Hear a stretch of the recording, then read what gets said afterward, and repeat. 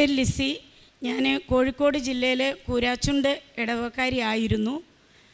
ഞാൻ പിന്നെ 2014 ഒരു സംരംഭകയായിട്ട് 4000 രൂപ മുതൽ മുടക്കിൽ സ്വന്തമായിട്ട് എന്തെങ്കിലും ചെയ്യണമെന്ന ആഗ്രഹത്താൽ ഒരു സംരംഭം തുടങ്ങി. സ്വന്തമായിട്ട് എന്തെങ്കിലും ഒരു ബിസിനസ് ചെയ്യണം എന്നുള്ള ആഗ്രഹത്താൽ ഞാനൊരു 4000 രൂപ മുതൽ മുടക്കി ഒരു മെഴുകുതിരി നിർമ്മാണം തുടങ്ങി. അത് നല്ല രീതിയിൽ മുമ്പോട്ട് പോയി. ആ സംരംഭം വളർന്ന് ഓൾ പേപ്പർ പ്രോഡക്റ്റ് മാനുഫാക്ചറിങ് യൂണിറ്റായി 10ഓളം വന്നും പോയും നിൽക്കുന്നതും സ്ഥിരമായിട്ടുള്ളവരുമായ 3-4 വർഷം കൊണ്ട് 10ഓളം സ്റ്റാഫിന് ശമ്പളം കൊടുക്കുന്ന നല്ലൊരു സംരംഭകയായിട്ട് മാറി. ഞാൻ മനോരമ പത്രങ്ങളിലും മാതൃഭൂമി, ദീപിക, ഈ പത്രങ്ങളിലെല്ലാം, ഫോക്കസ് മനോരമയിലും നല്ല സംരംഭകയ്ക്കുള്ള പേജുകളിലെല്ലാം ഞാൻ ഇടം പിടിച്ചു. ചില ചാനലുകളിലെല്ലാം ഇൻ്റർവ്യൂ കാര്യങ്ങളെല്ലാം വന്നു. അങ്ങനെ 4 വർഷം കൊണ്ട് 26 ലക്ഷം രൂപ ഫിക്സഡ് അസറ്റ് ഉള്ള ഒരു പ്രസ്ഥാനമായിട്ട് ഞാൻ ഈ ഒരു യൂണിറ്റിനെ വളർത്തിക്കൊണ്ടുവന്നു. ആ ഒരു സമയത്താണ് എനിക്ക് വർക്കിംഗ് ക്യാപിറ്റലിൻ്റെ ആ ഒരു കൂടുതലായിട്ട് വേണ്ടി വന്നു. ഞാൻ ചിന്തിച്ചു, ഒരു പാർട്ട്ണർഷിപ്പ് വേണം, എങ്കിലേ എനിക്ക് ഈ ഒരു സംരംഭം മുമ്പോട്ട് കൊണ്ടുപോകാൻ പറ്റുള്ളൂ. ആ ചിന്ത വന്നത് എൻ്റെ ജീവിതത്തിൻ്റെ തകർച്ചയുടെ ആരംഭമായിരുന്നു. അങ്ങനെ 1-2 പേര് കമ്പനി വന്ന് കണ്ടു. പാർട്ട്ണർഷിപ്പ്, ഫിക്സഡ് അസറ്റും എക്യുപ്മെൻറ്റ്സും ഒക്കെ കൂടി 26 ലക്ഷം രൂപ വിലയിട്ടു. 13 ലക്ഷം രൂപ 2 ഗഡുക്കളായി അവരെ എനിക്ക് തരാൻ തീരുമാനിച്ചു. ആദ്യത്തെ ടൈമിൽ 13 ലക്ഷം രൂപ തന്നു. 13 ലക്ഷം രൂപ തന്നില്ല, 6 ലക്ഷം രൂപ തന്നു. രണ്ടാമത് അതിൻ്റെ ബാലൻസ് എമൗണ്ട് തന്നപ്പോൾ ഞാൻ ആ പ്രോഡക്റ്റുമായിട്ട് 2 ആഴ്ച കൂടുമ്പം ശിവകാശിയിൽ നിന്നാണ് പർച്ചേസ് ചെയ്യുന്നത്. ഞാൻ ഒറ്റയ്ക്കാണ് പോകുന്നത്. അവിടെ പോയി 10 ടൺ വീതം പേപ്പർ, വാഴയില, പേപ്പർ പ്ലേറ്റ്, ഗ്ലാസ്, എല്ലാ ഐറ്റംസിൻ്റെ റോ മെറ്റീരിയൽസ് 10 ടണ്ണിൻ്റെ ഒരു വണ്ടിക്ക് കയറ്റിവിടും. ഈ യാത്രയിൽ എൻ്റെ കയ്യിൽ നിന്നും പണനഷ്ടമുണ്ടായി. അങ്ങനെ യാത്രയിൽ ഈ പണം നഷ്ടപ്പെട്ടു. എന്ത് ചെയ്യണമെന്നറിയാതെ ഞാൻ നിന്നു.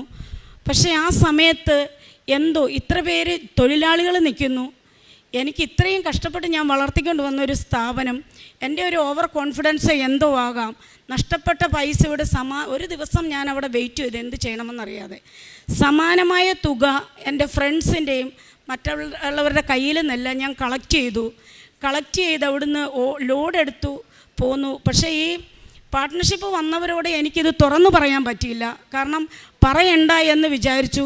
പറഞ്ഞാൽ ഇത് ഏത് രീതിയിൽ എടുക്കും, എൻ്റെ മകനോട് മാത്രം ഞാൻ പറഞ്ഞു. അങ്ങനെ ഇവർ ഏത് രീതിയിൽ എടുക്കും എന്ന് എനിക്കറിയില്ല. ഇങ്ങനെ എൻ്റേതായ ബുദ്ധി കൊണ്ട് ഞാൻ ഒരു അതിബുദ്ധി എന്നേ എനിക്കത് പറയാൻ പറ്റുള്ളൂ. അവിടുന്ന് മേടിച്ച് ഇവിടെ കൊടുത്ത്, ഇവിടുന്ന് മേടിച്ച് അവിടെ കൊടുത്ത്, എങ്ങനെയൊക്കെയോ കാര്യങ്ങൾ കൈവിട്ടു പോയി. ആദ്യത്തെ 1 മാസം ഇവർക്ക് ലാഭം കൊടുത്തു, 2ാമത്തെ മാസം പകുതി ലാഭം കൊടുത്തു, 3ാമത്തെ മാസമായപ്പോഴത്തേക്കും എനിക്കൊന്നും കൊടുക്കാൻ വയ്യാതെ വന്നു. 6 മാസത്തോളം അവർ വെയിറ്റ് ചെയ്തു.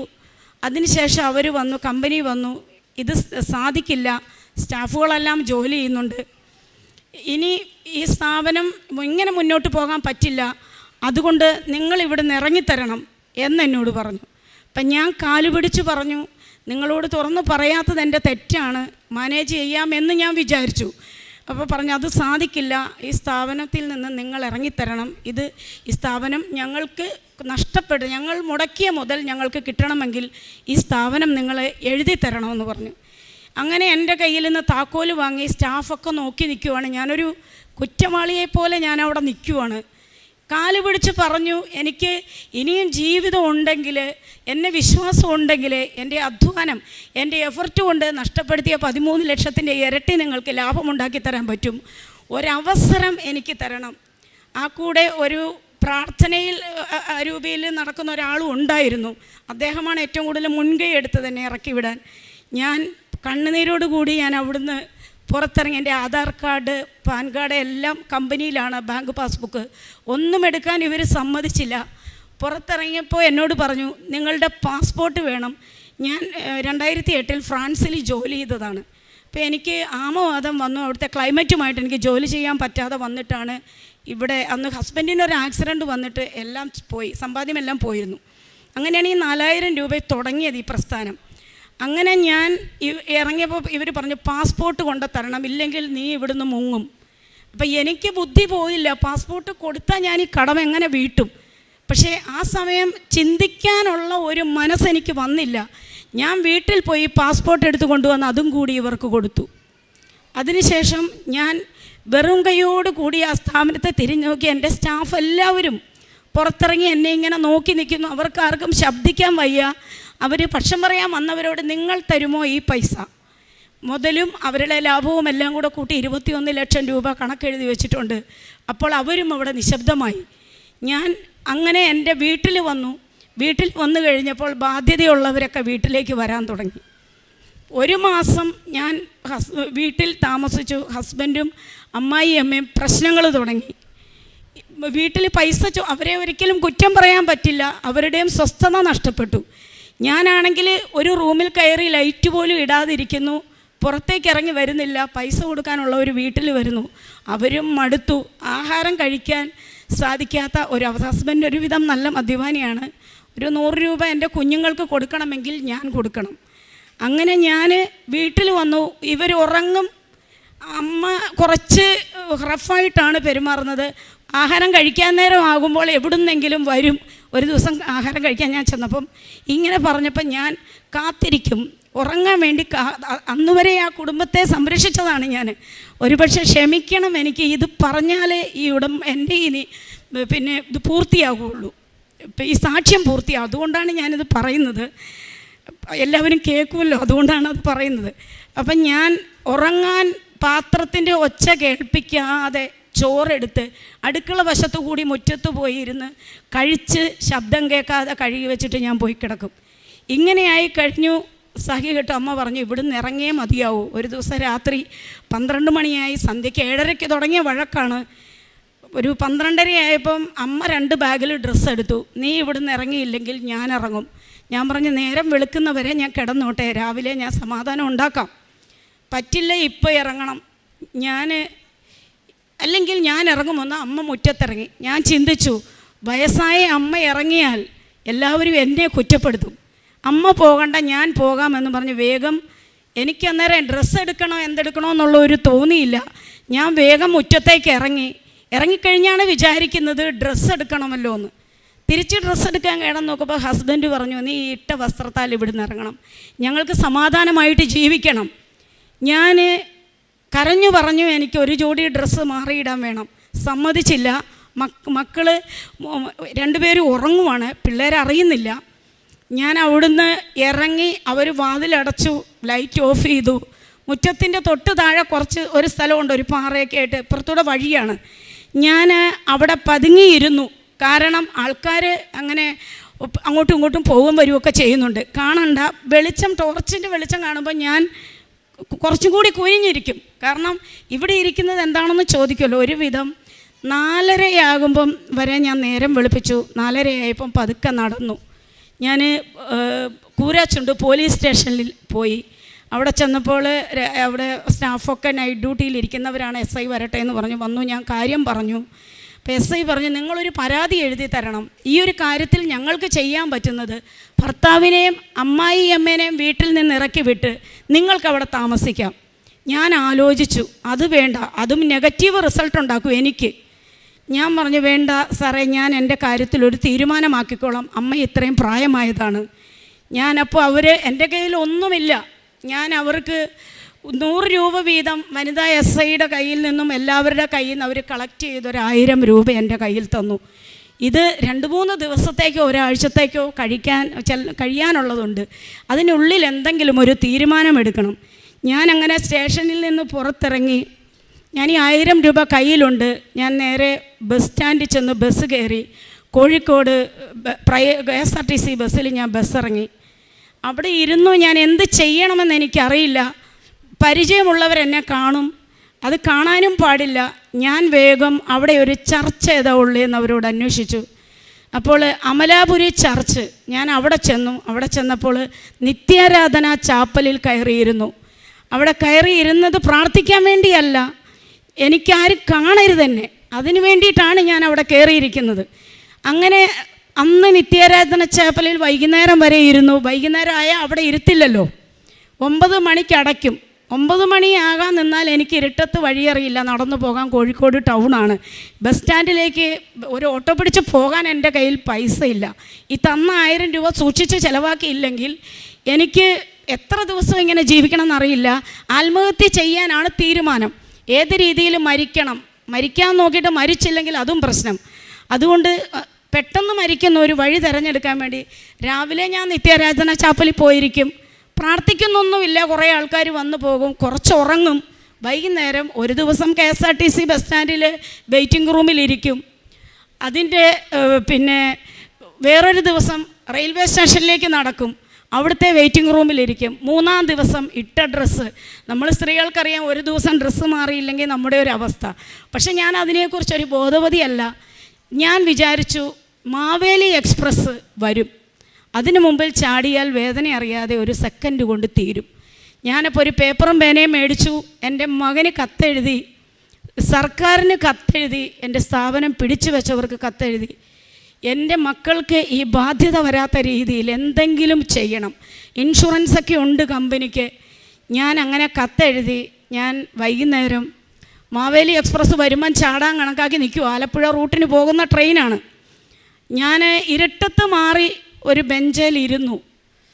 കണ്ണുനീരോട് കൂടി എൻ്റെ മക്കളെ മനസ്സിൽ വിചാരിക്കുന്ന, എനിക്ക് കരയുന്നില്ല, ശരിക്കും ചിരിച്ചുകൊണ്ടാണ് ഞാൻ ഈ സാക്ഷ്യം പറയുന്നത്. ഇന്നിവിടെ ഞാൻ നിൽക്കാൻ അനുഭവം ഉണ്ടായത് എല്ലാം നഷ്ടപ്പെട്ടതുകൊണ്ടാണ്.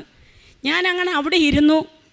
ഒരു 7:45, 7:30 ആയപ്പോൾ ഒരു ചേച്ചി വന്നു. അന്ന് കൃപാസനം എന്ന് പറയുന്നത് അത്ര പ്രശസ്തിയില്ല. ഈ ഒരു ചേച്ചി വന്നൊരു പത്രവും കൊണ്ടുവന്നു. എന്നോട് പറഞ്ഞു, മോളെ ഈ കരഞ്ഞുകൊണ്ടിരിക്കുമല്ലേ, ഈ പത്രം വായിക്കുന്നത്. ഞാൻ ദേഷ്യപ്പെട്ടു. ഈ പത്രം വായിക്കാനുള്ള മാനസികാവസ്ഥയല്ല എനിക്ക്, നിങ്ങൾ നിങ്ങളുടെ വഴിക്ക് പോകുന്നു ഞാൻ പറഞ്ഞു. ഞാൻ അവിടെ ഇരുന്നു. 9 മണി കഴിഞ്ഞു. ട്രെയിൻ വരുന്ന സമയം ഏകദേശം ആയി വരുന്നു. ഞാൻ തയ്യാറെടുക്കുവാണ്. ആദ്യത്തെ അനൗൺസ് കേട്ടു. ഈ ചേച്ചി എൻ്റെ തൊട്ട് സൈഡിൽ നിൽക്കുവാണ്. ചേച്ചി തൊട്ടപ്പുറത്തെ കസേരയിൽ ഈ പത്രം വെച്ചു. മോളെ, ഞാൻ പോയിട്ട് എനിക്ക് സമാധാനമില്ല. ഈ പത്രം ഞാനിവിടെ വെച്ചിട്ട് പോവുകയാണ്. ഈ പത്രം മോൾക്കൊരു ഉത്തരം തരും. മോൾ കരയുമല്ലേ, മനസ്സുണ്ടെങ്കിൽ ഇതെടുത്ത് വായിക്കൂ. ഞാൻ നോക്കിയില്ല, അവരെ നോക്കിയില്ല. എൻ്റെ ലക്ഷ്യം മുഴുവൻ റെയിൽവേ പാളത്തിലാണ്. വരുമ്പോൾ ചാടണം. ഉന്നം തെറ്റിപ്പോയാൽ പിന്നെ എല്ലാവരും കൂടി എന്നെ തല്ലിക്കൊല്ലും, പൈസ കൊടുക്കാനുള്ളവരൊക്കെ. ഞാനപ്പോൾ എന്ത് ചെയ്തു? ഒരു 2 മിനിറ്റ് കഴിഞ്ഞപ്പോൾ എൻ്റെ ശ്രദ്ധ ഈ പത്രത്തിലേക്ക് വന്നു. വെറുതെ ഞാൻ ഈ പത്രം കയ്യിലെടുത്തു. ആദ്യം നോക്കുമ്പോൾ സാക്ഷ്യങ്ങൾ, ക്യാൻസർ സുഖപ്പെട്ടു, കടബാധ്യത മാറി, പല കാര്യങ്ങൾ. 1 പേജ് വായിച്ചു, 2 പേജ് വായിച്ചു. ട്രെയിൻ വന്ന് നിന്നു. ചാടാൻ പറ്റിയില്ല. ട്രെയിൻ അവിടെ വന്ന് നിന്നു. ഞാൻ അപ്പോഴാണ് വിചാരിച്ചത് എൻ്റെ ഉദ്ദേശം ഇവിടെ നഷ്ടപ്പെട്ടു. അപ്പോൾ ഞാൻ എന്ത് ചെയ്തു എന്ന് ചോദിച്ചാൽ, എനിക്ക് ഈ പത്രത്തിൻ്റെ ലാസ്റ്റ് പേജ് നോക്കി, ഇതെവിടെയാണ്. അപ്പോൾ കൃപാസനം. അപ്പോൾ ഞാൻ ഒത്തിരി ബൈബിൾ വായിക്കുന്ന, അപ്പോൾ പുറപ്പാടിൻ്റെ പുസ്തകത്തിൽ ഒത്തിരി കൃപാസനം. അപ്പോൾ എൻ്റെ മനസ്സിലേക്ക് അത് വന്നു. ഈ കൃപാസനം എന്ന് ഞാൻ എവിടെയൊക്കെ കേട്ടിട്ടുണ്ട്. അപ്പോൾ അഡ്രസ്സ് നോക്കുമ്പോൾ കലവൂരൊന്നും എനിക്കറിയില്ല. ആ സമയം ഈ 1000 രൂപ കയ്യിലുള്ളതിൽ നിന്ന് എൻ്റെ ഇളയ കൊച്ചിന് പനി വന്നപ്പോൾ ഞാൻ എന്ത് ചെയ്തു? KSRTC ബസ്സിന് 100 രൂപ കയ്യിൽ വെച്ചിട്ട് ബാക്കി കൊടുത്തു വിട്ടു. മകന് ഹോസ്പിറ്റലിൽ കൊണ്ടുപോകാൻ. അങ്ങനെ 100 രൂപ എൻ്റെ കയ്യിലുള്ളൂ. 20 രൂപ ഒരു വെള്ളവും ഒരു പഴം പൊരിയും വാങ്ങി ഞാൻ ടിക്കറ്റ് എടുക്കാതെ ഈ ട്രെയിനിൽ കയറി. ഇതെങ്ങോട്ട്? ആലപ്പുഴ വഴിക്ക്. ഞാൻ ഈ നമ്പറിൽ വിളിച്ചിട്ട് ഇവിടെ ഫോൺ എടുക്കുന്നില്ല, കാരണം അത്ര രാത്രിയായല്ലോ. ഞാൻ ആലപ്പുഴ ഇറങ്ങി റെയിൽവേ സ്റ്റേഷനിൽ ഞാനവിടെ ഇരുന്നു. രാവിലെ ആയപ്പം ഫോൺ എടുക്കുന്നില്ല. 8:30 മണി കഴിഞ്ഞപ്പോൾ ഫോൺ എടുത്തു. ഞാൻ അവിടെ നിന്ന് അഡ്രസ്സൊക്കെ പറഞ്ഞു തന്നു, എവിടെ ഇറങ്ങണമെന്ന് പറഞ്ഞു തന്നു. കയ്യിൽ 80 രൂപയേ ഉള്ളൂ. ഞാൻ ഇവിടെ വന്നിറങ്ങുമ്പോൾ ഒരു ബ്രദർ ഫ്രണ്ടിൽ ഇരിപ്പുണ്ട്, ഒരു ചെയർ. അന്നൊരു ചെയറിട്ട് കുറച്ച് ഉടമ്പടി പത്രിക പച്ച വെച്ചിട്ട് അവിടെ ഇരിപ്പുണ്ട്. ഞാൻ ചോദിച്ച് എങ്ങനെയൊക്കെയാണ് ഇവിടുത്തെ കാര്യങ്ങൾ. ബ്രദർ പറഞ്ഞു ഉടമ്പടി എടുക്കണം, ചില്ലറ പൈസകളൊക്കെ വേണം. എൻ്റെ കയ്യിൽ 80 രൂപയേ ഉള്ളൂ. ഞാൻ പറഞ്ഞു എൻ്റെ കയ്യിൽ പൈസ ഇല്ലല്ലോ ബ്രദറെ എന്ന് പറഞ്ഞു. അപ്പോൾ ബ്രദർ പറഞ്ഞു അവിടെ ഓഫീസിൽ ചെന്ന് പറയൂ. ഞാൻ ഓഫീസിൽ ചെന്ന് പറഞ്ഞു എൻ്റെ കയ്യിൽ പൈസ ഇല്ല, എനിക്ക് ഉടമ്പടി എടുക്കണം. അപ്പോൾ അവിടുന്ന് ഒരു ബ്രദർ എഴുന്നേറ്റ് വന്നു, ഇവിടെ ഓഫീസിൽ വന്ന് പറഞ്ഞു ഈ കൊച്ചിന് ഉടമ്പടി എടുക്കണം, പൈസ വാങ്ങണ്ട എന്ന് പറഞ്ഞു. ഞാൻ ഈ ഉടമ്പടി എടുത്തു. ഉടമ്പടി എടുത്തു, കൗൺസിലിംഗ് ഉണ്ട്, അവിടെ പോയിരുന്നു. ഈ കാര്യങ്ങളെല്ലാം കേട്ടു. നിയോഗം എഴുതണമെന്ന് പറഞ്ഞു. 6 നിയോഗങ്ങൾ എഴുതാൻ ഞാൻ എന്തെഴുതണം? ചീപ്പ് വേണം, സോപ്പ് വേണം, മാറി കൊടുക്കാൻ ഡ്രസ്സ്, തോർത്ത്. എൻ്റെ ഏറ്റവും വലിയ നിയോഗങ്ങൾ അതാണ്. ഞാൻ ഇത് എഴുതണോ? തല ചായ്ക്കാൻ ഇടം വേണം. എന്ത് നിയോഗം എഴുതണം? ഞാൻ എഴുതിയില്ല. സോപ്പും ചീപ്പും വേണമെന്ന് എഴുതാൻ പറ്റുമോ? ഞാൻ എഴുതാതെ സിസ്റ്ററിൻ്റെ അടുത്ത് ചെന്നു. സിസ്റ്റർ പറഞ്ഞു, ഇത് പൂർത്തീകരിച്ചാൽ മാത്രമേ ഈ ഉടമ്പടി പൂർത്തിയാക്കാൻ പറ്റുള്ളൂ, നിയോഗം എഴുതി വരണമെന്ന് പറഞ്ഞു. ഞാൻ രണ്ടാമത് പോയി നിയോഗം എഴുതുമ്പോൾ ഈ അവസ്ഥയിലും ഉള്ളിലൊരു ചിരി വന്നു. കാരണം അതിന് മുമ്പ് എൻ്റെ മൂത്ത മകൻ ഏവിയേഷൻ പഠിച്ചതാണ് ചെന്നൈയിൽ. അന്ന് എനിക്ക് പഠിപ്പിക്കാൻ വകയുണ്ടായിരുന്നു. അതിലവന് വിദേശത്തേക്ക് പോകാൻ പറ്റിയില്ല. അതിനൊരുപാട് കടമ്പകൾ കടക്കണം. അപ്പോൾ അവൻ പറഞ്ഞിരുന്നു, മമ്മി എനിക്ക് ആയുർവേദ നഴ്സിംഗ് പഠിച്ചാൽ ചിലപ്പം പെട്ടെന്ന് പോകാം നമ്മുടെ ഈ അവസ്ഥയിൽ. അപ്പോൾ 2-3 ദിവസം മുമ്പ് എൻ്റെ ഈ മകനെ ഞാൻ ചേർത്തല KVMൻ്റെ അവിടെ ആയുർവേദ നഴ്സിംഗ് പഠിപ്പിക്കാൻ കൊണ്ടുവിട്ടിട്ട് തിരിച്ച് ചെല്ലുമ്പോഴാണ് വീട്ടിൽ കയറ്റാത്തത്. എൻ്റെ മകൻ ഇവിടെ ഉണ്ട്. അപ്പോൾ എൻ്റെ മകനെ ദൈവം ഇവിടെ എത്തിച്ചു, എനിക്കൊരു സംരക്ഷണം തരാൻ. ഞാൻ അതാണ് വിശ്വസിക്കുന്നത്. ഞാനിപ്പോൾ ഇവിടെ വന്നു നിയോഗം എഴുതുമ്പോൾ എൻ്റെ മകൻ്റെ ഏറ്റവും വലിയ ആഗ്രഹമാണ് വിദേശത്ത് പോകണമെന്ന്. എനിക്കത് ചിന്തിക്കാൻ അർഹതയില്ലെങ്കിലും എഴുതണമല്ലോ 6 എണ്ണം. ഞാനിത് സാധിക്കുമെന്ന് കരുതിയല്ല ഞാൻ എഴുതിയത്.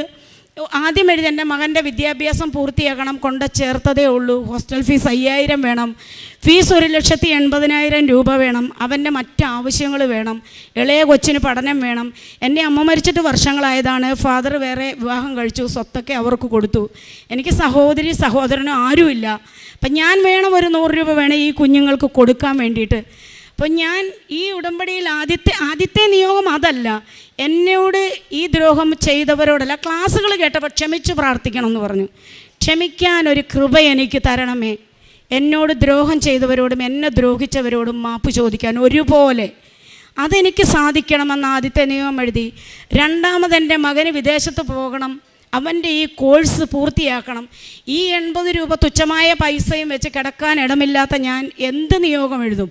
മൂന്നാമത് എഴുതി ഇറക്കി വിട്ട അമ്മായിയമ്മയും ഭർത്താവും 10 ദിവസമെങ്കിലും ക്ഷമിച്ച് അങ്ങോട്ട് ക്ഷമ പറഞ്ഞ് എൻ്റെ അടുത്ത് വന്ന് താമസിക്കാനുള്ള അവസരം ദൈവം ഉണ്ടാക്കി തരണം.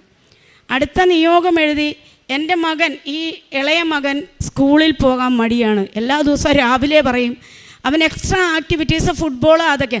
മമ്മി ഇന്നും കൂടെ ഞാൻ പോവുള്ളൂ, നാളെ എന്നോട് പറയരുത്. ഇങ്ങനെ പറയുന്ന ഒരു കൊച്ചിനെ അവിടെ ഉപേക്ഷിച്ചിട്ടാണ് ഞാൻ വന്നിരിക്കുന്നത്. ഈ മകനെ അമ്മ നടത്തണം. അവനെ മലയാളത്തിന് പോലും ജയിക്കില്ല. SSLCക്ക് എങ്ങനെയെങ്കിലും അവൻ കരകയറണം. ഞാനോ ഇങ്ങനെയായി. അതുങ്ങൾ സ്വന്തം കാലിൽ നിന്നാലേ മുമ്പോട്ട് ജീവിതമുള്ളൂ. അങ്ങനെ നിയോഗങ്ങളെല്ലാം പൂർത്തീകരിച്ചു. ഞാൻ കൊണ്ട് സിസ്റ്ററിൻ്റെ അടുത്തുകൊണ്ട് കൊടുത്തു, പ്രാർത്ഥിച്ചു, തിരിച്ചു വന്നു.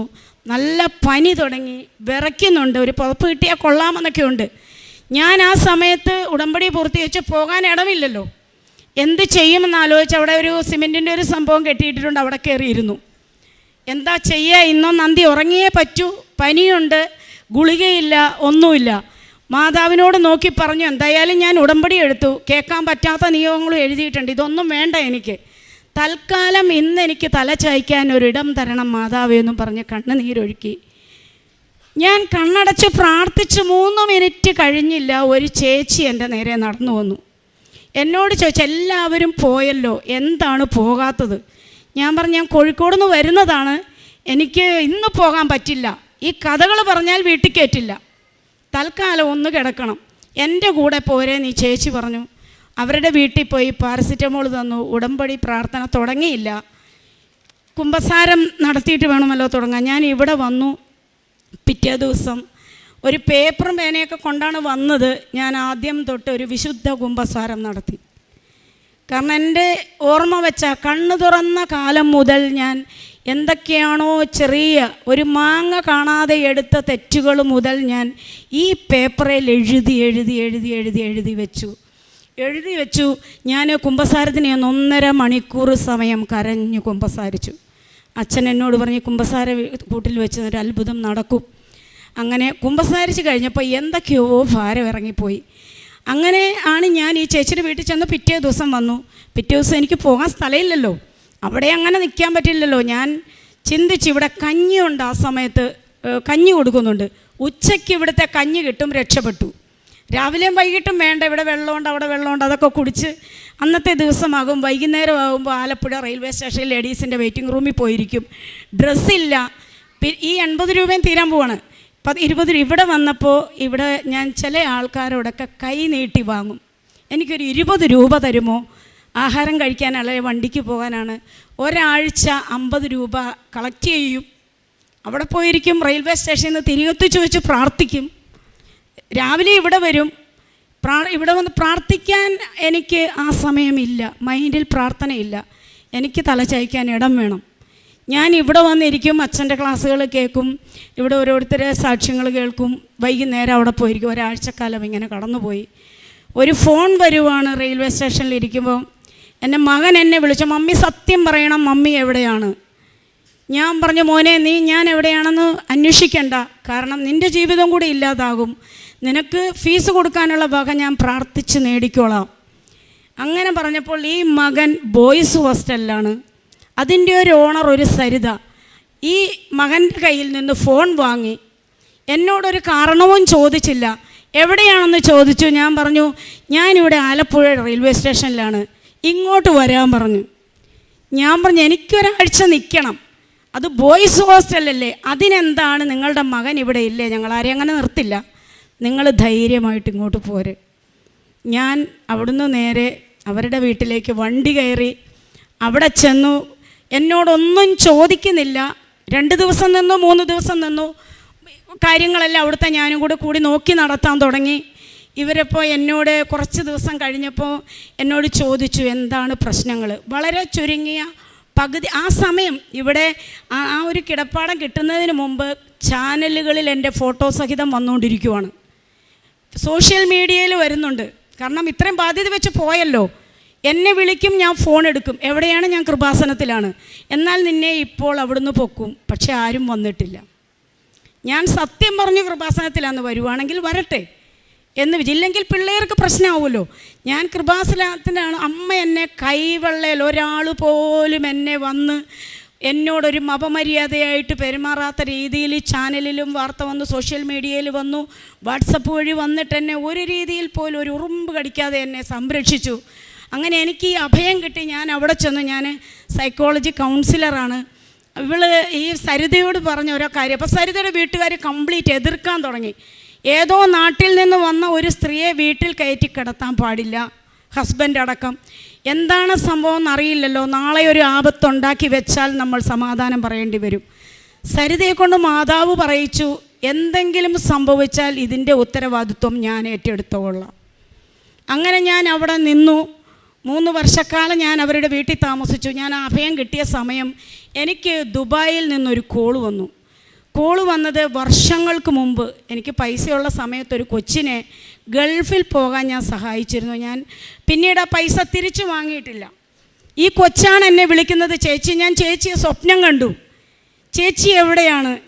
ഞാൻ കരഞ്ഞു പോയി, പൊട്ടിക്കരഞ്ഞു, എൻ്റെ അവസ്ഥ പറഞ്ഞു.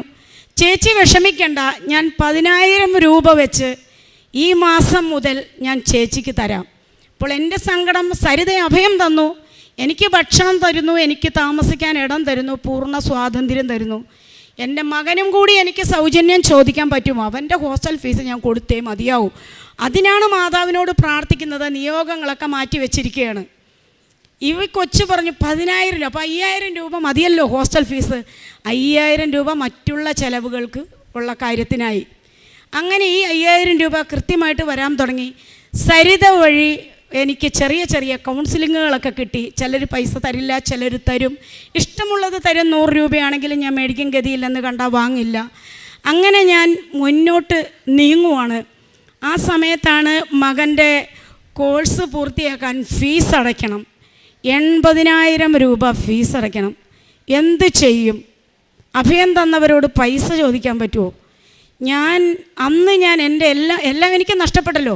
ഇവിടെ വന്ന് ഞാൻ ഈ അമ്മയോട് പറഞ്ഞു, അമ്മേ നീയാണ് എൻ്റെ അമ്മ, എനിക്ക് അമ്മയില്ല, സഹോദരങ്ങളില്ല. അമ്മയും എൻ്റെ അപ്പച്ചനും ഇവിടെ ഇരിപ്പുണ്ട്. എനിക്കൊരു ആവശ്യം വന്നാൽ ഞാൻ ഇങ്ങോട്ടല്ലാതെ പിന്നെ എവിടെ വരണം? ഞാൻ നേരെ വണ്ടി കയറി സരിതയോട് പറഞ്ഞു, സരിത ഞാൻ കൃപാസനത്തിൽ പോവുകയാണ്, കൊച്ചിന് ഫീസ് അടയ്ക്കാൻ നീ കൃപാസനത്തിൽ പോയിട്ട് എന്താടി കാര്യം എന്ന് എന്നോട് ചോദിച്ചു. ഞാൻ ഇവിടെ വന്നിരുന്ന് ഇങ്ങനെ പ്രാർത്ഥിക്കുന്നില്ല, കണ്ണുനീരൊഴുകിക്കൊണ്ടിരിക്കുകയാണ്. വൈകുന്നേരമായി. ഇവിടെ ഇരിക്കുമ്പോൾ ഒരു ഫോൺ ബെല്ലടിച്ചു. ഞാൻ ഓടി അവിടേക്ക് പോയി. എന്നെ ബിസിനസ് ചെയ്തുകൊണ്ടിരിക്കുമ്പോൾ എന്നെ അറിയാവുന്ന ഒരു വൈദികൻ എന്നെ വിളിച്ചിരിക്കുകയാണ്.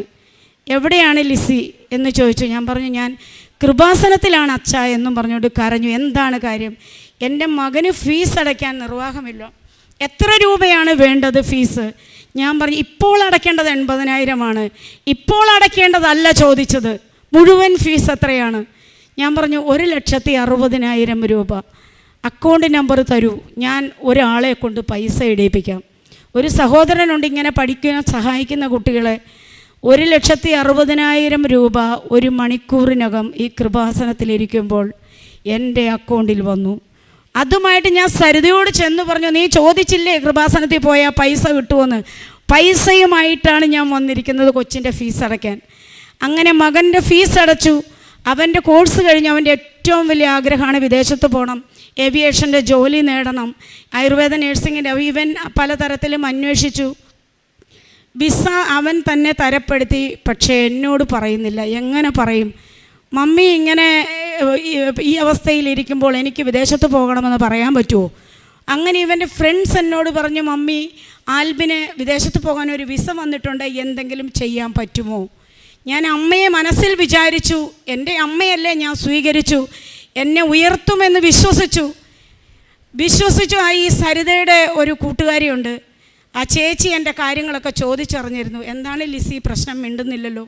അപ്പോൾ അതിനിടയ്ക്ക് ഞാൻ വെറുതെ ഒരു നേരം പോക്കിന് ക്ലീനിങ് പ്രോഡക്ട്സിൻ്റെ മാനുഫാക്ചറിങ് ഒക്കെ പഠിച്ചിരുന്നു. അപ്പോൾ അതൊക്കെ ഓരോ ഡിഷ് വാഷ്, കംഫർട്ട്, അതൊക്കെ അവിടെ നിന്ന് ഉണ്ടാക്കി വീടുകളിലൊക്കെ കൊടുത്ത് ഒരു സൈഡിൽ കൂടി ചെറിയ രീതിയിൽ ഏണിംഗ് ഉണ്ട്. ഇങ്ങനെ മകൻ്റെ കാര്യം പറഞ്ഞു. എത്ര രൂപയാണ് മകന് വിദേശത്ത് പോകാൻ വേണ്ടത്? അവർക്ക് സ്വന്തമായി തുണിക്കടയുണ്ട്. അപ്പോൾ ഈ ചേച്ചി ആദ്യം ചെയ്തത്, ചേച്ചി പുറത്തേക്ക് വണ്ടി എടുത്തു പോയി. തിരിച്ച് വന്നപ്പോൾ 2 പെട്ടിയായിട്ടാണ് വരുന്നത്. ഒന്നൊരു ഹാൻഡ് ലഗേജ് വെക്കാനും ഒന്ന് ഇവന് കൊണ്ടുപോകാനുള്ള സാധനങ്ങൾ. ഞാൻ അന്തം വിട്ടുപോയി. ദൈവമേ, ഇതെന്താണ് എനിക്ക് മനസ്സിലാവുന്നില്ല. ഉടമ്പടിക്ക് ഇത്രമാത്രം ശക്തിയുണ്ടോ? അന്ന് ഞാൻ സ്വർഗസ്ഥനായ പിതാവെ മനസ്സറിഞ്ഞ് അർത്ഥമറിഞ്ഞ് പ്രാർത്ഥിക്കുവാണ്.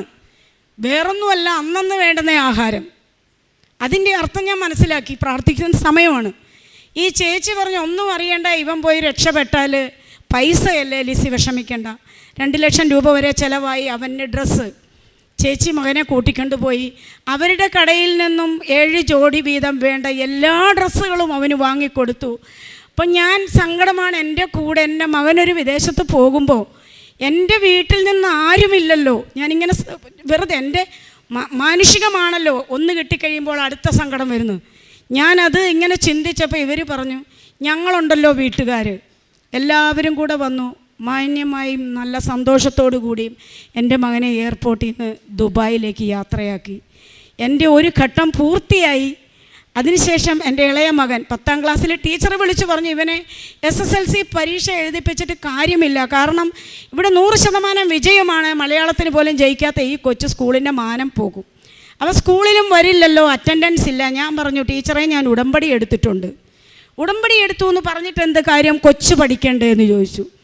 ടീച്ചർ എന്ത് വന്നാലും അടുത്ത വർഷം എഴുതാം, ഇല്ലെങ്കിൽ മറ്റൊരാളെ വെച്ച് എഴുതി. ഞാൻ അതൊന്നും വേണ്ട, എനിക്ക് എൻ്റെ മകൻ ഈ പ്രാവശ്യം പരീക്ഷ എഴുതിയിരിക്കണം.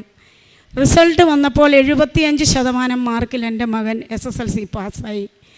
അങ്ങനെ അടുത്ത നിയോഗവും എനിക്ക് പൂർത്തിയായി. അങ്ങനെ വർഷം 2 കഴിഞ്ഞു.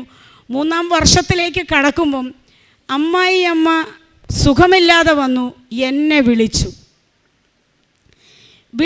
ഞാൻ ഫോൺ എടുത്തു. സംഭവിച്ചു പോയതിന് ക്ഷമ ചോദിച്ചു. എൻ്റെ നിയോഗമാണ്. ഞാൻ പോയി മാന്യമായ രീതിയിൽ കൊണ്ടുവന്നു.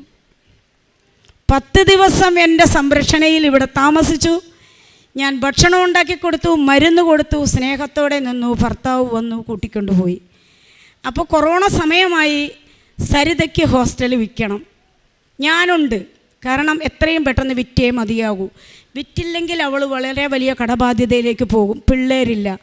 ഞാൻ ഈ സരിതയോട് പറഞ്ഞു, നീ എൻ്റെ കൂടെ പോര് കൃപാസനത്തിൽ, നീ ഹിന്ദുവാണെങ്കിൽ അതൊന്നും നോക്കണം, നീ എൻ്റെ കൂടെ വാ. ഞാൻ എന്തിനാണ്, നീ വാ, ഞാൻ പറഞ്ഞു തരാം എന്താന്ന് പറഞ്ഞു. ഞാൻ ഇവിടെ വന്നു. അവിടെ കൗണ്ടറിൽ കൊണ്ടുപോയി ഞാൻ നീ ഉടമ്പടി എടുക്കുക, എന്താണെന്നൊന്നും അവനെ അറിയത്തില്ല. ബാക്കി കാര്യങ്ങളൊക്കെ ഞാൻ പറഞ്ഞു കൊടുത്തു. നീ ആദ്യം ഹോസ്റ്റലിൽ വിൽക്കാൻ എഴുത്. അവളെ ഹോസ്റ്റലിൽ വിൽക്കാൻ എഴുതി. ഒരു മാസത്തിനകം അത് മതിപ്പ് വില 55 ലക്ഷം രൂപയാണ്. 65 ലക്ഷം രൂപയ്ക്ക് ആ ഹോസ്റ്റലിൽ വിറ്റു. അവൾക്കും വിശ്വാസമായി. അങ്ങനെ ഞാനിങ്ങനെ ആ രീതിയിൽ മുമ്പോട്ട് പോവുകയാണ്. ഇവർ ഹോസ്റ്റലിൽ വിറ്റ് എനിക്കൊരു വീട് വേണമല്ലോ, വാടകയ്ക്കൊരു വീടെടുക്കണം, കാരണം ഇത് വിൽക്കുവാണ്. വാടകയ്ക്ക് വീടെടുക്കാൻ നോക്കിയപ്പം വീട്ടിലൊരു സ്റ്റൂൾ പോലും ഇടാനില്ല. റെയിൽവേ സ്റ്റേഷനിൽ കിടന്ന ഇടയ്ക്ക് എനിക്കെന്തിനാണ് ഫർണിച്ചർ? അതിൻ്റെ ആവശ്യമില്ലല്ലോ, ചിന്തിക്കുന്നില്ല. അമ്മ മാതാവിനോട് പറഞ്ഞ അഹങ്കാരമാണ്, എനിക്ക് ഫർണിച്ചർ വേണമെന്ന് ആഗ്രഹിച്ചാൽ അഹങ്കാരമാണ്. കാരണം റെയിൽവേ സ്റ്റേഷനിൽ ഷാൾ വിരിച്ച് കിടന്നാണ് എൻ്റെ ജീവിതം ആരംഭിക്കുന്നത്, 2ാം ഘട്ടം. ഞാൻ അങ്ങനെ വിചാരിച്ചു, എന്ത് വന്നാലും വീടിൻ്റെ ഡെപ്പോസിറ്റ് കൊടുക്കാൻ പൈസ എല്ലാവരും തന്നു. 15 രൂപ ഡെപ്പോസിറ്റ്, 5000 രൂപ മാസ വാടക. അപ്പോൾ ഇവൻ്റെ പഠനം പൂർത്തിയായി വിദേശത്ത് പോയി. ആ കൊച്ചെനിക്ക് വീണ്. ഞാൻ പറഞ്ഞു, മകന് ജോലി കിട്ടി, ഇനി ഈ പൈസ വേണ്ട, ചേച്ചിക്കിത് അവകാശപ്പെട്ടതാണ്, ചേച്ചിക്കൊരു വരുമാനമാണ്, ഇത്രയും ബാധ്യതയുണ്ടല്ലോ. അപ്പോൾ വാടക കൊടുക്കാൻ പൈസയായി. ഞാൻ അങ്ങനെ ഇവർ വീടെടുത്ത് തന്നു. താമസിച്ചിട്ടില്ല. ഒരു ദിവസം രാത്രി 11:30 ആയപ്പം സരിതയുടെ ഒരു കൂട്ടുകാരി എറണാകുളത്തുണ്ട്, ലക്ഷറി ഫ്ലാറ്റിൽ ജീവിക്കുന്നതാണ്. കൊച്ചിൻ്റെ പേര് ഹർഷ എന്നാണ്. ആ കൊച്ച് സരിതയെ വിളിച്ചിട്ട് കിട്ടാഞ്ഞിട്ട് എൻ്റെ നമ്പർ കളക്ട് ചെയ്ത് എന്നെ വിളിച്ചു. അപ്പോൾ എന്നെ വിളിച്ചു, ചേച്ചി എന്തു പറയുന്നു വിശേഷമൊക്കെ. സരിത വിളിച്ചിട്ട് ഫോൺ എടുത്തില്ല. എനിക്കൊരു കാര്യമുണ്ടായിരുന്നു, ചേച്ചി അർജൻറ്റായിട്ടൊന്ന് പറയാമോ എന്ന്. സരിത ഇവിടെ ഇല്ല, അവളൊരു സ്ഥലത്ത് പോയിരിക്കുകയാണ്, അതുകൊണ്ടാണ്. ആ വർത്തമാനം കുറച്ച് സമയത്തേക്ക് നീണ്ടു. എൻ്റെ കാര്യങ്ങളൊക്കെ ചോദിച്ചു. ഹോസ്റ്റലിൽ വിൽക്കുവാണല്ലോ ചേച്ചി, ഇനി എവിടെ പോകും? ഒരു വീടെടുത്തിട്ടിട്ടുണ്ട്, ഇനിയിപ്പോൾ എന്തെങ്കിലും 1-2 സ്റ്റൂളോ വല്ലതുമൊക്കെ മേടിക്കണം. ഈ കൊച്ച് അതൊക്കെ പറഞ്ഞ് ഫോൺ കട്ട് ചെയ്തു. 10 മിനിറ്റ് കഴിഞ്ഞപ്പോൾ എന്നെ തിരിച്ചു വിളിച്ചു, ചേച്ചി ഞങ്ങളുടെ ഫ്ലാറ്റിലുള്ള ഫർണിച്ചർ കുറേ നാളായി ഞാൻ വിചാരിക്കുന്നത് പുതുക്കണമെന്ന്. ലക്ഷറി ഫർണിച്ചറുകളാണ്, 2 ലക്ഷം രൂപ വില വരുന്ന ഫർണിച്ചറാണ്. ചേച്ചി ഒരു കാര്യം ചെയ്, അതിനൊരു 70,000 രൂപ, ചേച്ചിക്ക് 100 രൂപയാണോ തരാൻ പറ്റുമോ? 100 രൂപ എനിക്ക് തന്നാൽ മതി, ഒരു ദിവസം, ഇല്ലെങ്കിൽ ഒരാഴ്ച. ചേച്ചി ഇത് കൊണ്ടുപോയിക്കോ. ഞാൻ ഞെട്ടിപ്പോയി. ദൈവമേ, എൻ്റെ ആവശ്യം അറിഞ്ഞ് എനിക്ക് മുമ്പേ എൻ്റെ ഫർണിച്ചർ എടുക്കാൻ ചെല്ലുമ്പോൾ ഒരു തകരാറുകളുമെല്ലാം വാങ്ങിയിട്ട് 2 വർഷമായ റോയൽ ഫർണിച്ചറുകളെല്ലാം, സോഫ, ദിവാൻ കോട്ട്, കട്ടിലുകൾ 2 എല്ലാം ബോക്സ് കട്ടിൽ, പിന്നെ അങ്ങേയറ്റം അക്വേറിയം, ഒരു ആക്റ്റീവ വണ്ടിയടക്കം എടുത്തു വെച്ചിരിക്കുകയാണ് എനിക്ക് തരാൻ വേണ്ടിയിട്ട്. 1000 രൂപ കൊണ്ടുവരാൻ പറഞ്ഞു എന്നോട്, ഒരു കൈനീട്ടം. ഞാൻ 1000 രൂപ കൊണ്ടുപോയി പറഞ്ഞു. അവർ ഹിന്ദുക്കളാണ്, ഏതോ ദിശയിലേക്ക് ചേച്ചിയിൽ നിന്ന് ഞാനത് കൊടുത്തു. സാധനങ്ങൾ വണ്ടിയെ കയറ്റി വീട്ടിൽ കൊണ്ടുവന്നിറങ്ങി. വീട് നിറയെ ഫർണിച്ചറുകളായി. ദൈവമേ, ഞാൻ എവിടെയാണെന്ന് എനിക്കറിയില്ല. അങ്ങനെ ഒരു പുതിയ ജീവിതം ആരംഭിച്ചു. ഇടയ്ക്കമ്മ വരും, നാത്തൂൻ വരാൻ തുടങ്ങി, ഭർത്താവ് വരാൻ തുടങ്ങി. കുഴപ്പമില്ലാതെ മുന്നോട്ട് പോവുകയാണ്. അതിൻ്റെ ഇടയ്ക്കൂടെ ഈ ചീത്ത വിളികൾ നടക്കുന്നുണ്ട്. പൈസ കൊടുക്കാനുള്ളവർ രാവിലെ വിളി തുടങ്ങും, 4:30 വിളി തുടങ്ങും. ഫോൺ എടുത്തില്ലെങ്കിൽ 100 മിസ്ഡ് കോള്, 50 മിസ്ഡ് കോൾ, ഈ ലെവലിൽ ഫോൺ എടുത്താൽ അപ്പന് വിളിക്കും, അമ്മയ്ക്ക് വിളിക്കും, മക്കളെ കൊല്ലുമെന്ന് പറയും, എന്നെ തട്ടിക്കൊണ്ട് പോകുമെന്ന് പറയും. ഭീഷണികളുടെ ഘോഷയാത്രയാണ് അത്. ഒരു വഴിക്ക് നടക്കുന്നുണ്ട്. ഞാൻ കാല് പിടിക്കും, ഞാൻ വിശ്വാസ പ്രമാണം ചൊല്ലും. ഇവർ ചീത്തയും തെറിയും വിളിക്കുമ്പോൾ ഞാൻ വിശ്വാസ പ്രമാണം ചൊല്ലും. ഇത് കേൾക്കും, ഞാൻ പറയും എനിക്കൊരു വരുമാനമുണ്ടാകുന്ന എൻ്റെ മകനൊക്കെ പോയിട്ടുണ്ട്, ഞാൻ കുറച്ചാണെങ്കിലും തരും. ഇങ്ങനെ ഈ വർഷക്കാലം അത്രയും എല്ലാ ദിവസവും ചീത്ത കേൾക്കും. ഞാൻ മടുത്തു, വീണ്ടും ഞാൻ മടുത്തു. അതിനു മുമ്പ് ഞാൻ സാക്ഷ്യം പറയാൻ വന്നപ്പം സിസ്റ്റർ എന്നോട് പറഞ്ഞു, സാക്ഷ്യമൊക്കെ കുറേ എഴുതി, സാമ്പത്തിക കാര്യം ചോദ്യചിഹ്നമായിട്ട് നിൽക്കുവാണ്.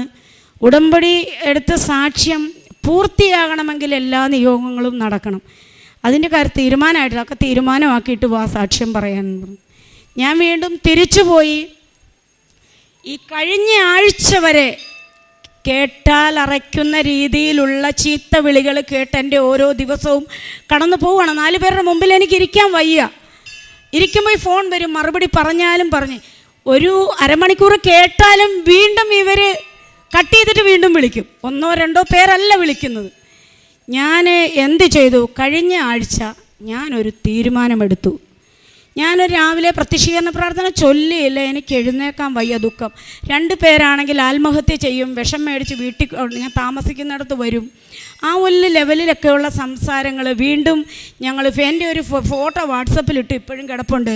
ഈ ഫോട്ടോ വെച്ചാണ് 2ാമത് ഞങ്ങൾ പണി തുടങ്ങും. അങ്ങനെ പറഞ്ഞു. ഞാൻ എന്ത് ചെയ്തു? പ്രത്യക്ഷീകരണ പ്രാർത്ഥന 11 മണിയായിട്ടും ചൊല്ലിയില്ല. 11 മണിയായപ്പോൾ ഞാൻ നീലത്തിരി കത്തിച്ച് വെച്ച് പ്രത്യക്ഷീകരണം ചൊല്ലി. അതിനിടയ്ക്ക് എനിക്ക് കണ്ണിനൊരസുഖം വന്നു. കണ്ണ് പുറത്തേക്ക് ഉന്തി വീർത്തിരിക്കുകയാണ്. ആമവാദത്തിൻ്റെ അസുഖം അധികരിച്ച് അതൊരു 3rd സ്റ്റേജ് ആകുമ്പോൾ കണ്ണിന് എഫക്റ്റ് ചെയ്യും. അപ്പം അത് കണ്ണ് ദ്രവിച്ച് പോകാനുള്ളൊരു ഘട്ടം ആരംഭമാണ്. സ്ക്ലീറൈറ്റിസ് എന്ന് പറഞ്ഞ അസുഖമാണ്. അതിന് മെഡിസിൻ കഴിക്കുമ്പോൾ ബൈസിലോൺ എന്ന് പറഞ്ഞൊരു ടാബ്ലറ്റാണ്. അത് കഴിക്കുമ്പോൾ ഡയബറ്റിക് വരും. 3 നേരവും ഇൻസുലിൻ എടുക്കണം. ഞാൻ ആ ടാബ്ലറ്റ് കഴിക്കൽ നിർത്തി. അങ്ങനെ കണ്ണിനൊരസുഖം. എൻ്റെ മുഖത്തേക്ക് നോക്കാൻ ആൾക്കാർക്ക് ഭയമാണ്. കാരണം കണ്ണ് ഫോട്ടോയുണ്ട്. കഴിഞ്ഞ ആഴ്ച വരെ എൻ്റെ ആ കണ്ണിങ്ങനെയാണ് ഇരുന്നത്. കരിനീല കളറിൽ ഒരാൾക്ക് എൻ്റെ മുഖത്തേക്ക് നോക്കാൻ പേടിയാണ് ഈ കണ്ണ്. ഞാൻ അങ്ങനെ വേദനയുണ്ട്. എനിക്ക് ലൈറ്റ് ഇടത്തില്ല, വെയിലടിക്കത്തില്ല, സൂര്യപ്രകാശത്തെ നോക്കത്തില്ല. ആൾക്കാർക്ക് പേടി, ഇത് പകരുന്ന രോഗമാണോ, കണ്ണി സുഖേടാണോ. പോട്ടെ, ഞാൻ എന്ത് വന്നാലും ഈ പറഞ്ഞു നിർത്തിയിരുന്നും തുടങ്ങുവാണ്. പ്രത്യക്ഷീകരണ പ്രാർത്ഥന തിരികെത്തിച്ചു. അത് ചൊല്ലി അതിനുശേഷം വൈകുന്നേരം ഒന്നും ആകാൻ കാത്തില്ല. അപ്പം തന്നെ ഞാൻ സായാഹ്ന പ്രാർത്ഥന ചൊല്ലി മാതാവിൻ്റെ മുമ്പിൽ നിന്ന് ഞാനൊരു തീരുമാനമെടുത്തു. ഞാനിപ്പോൾ പോയി കിടക്കാൻ പോവുകയാണ്.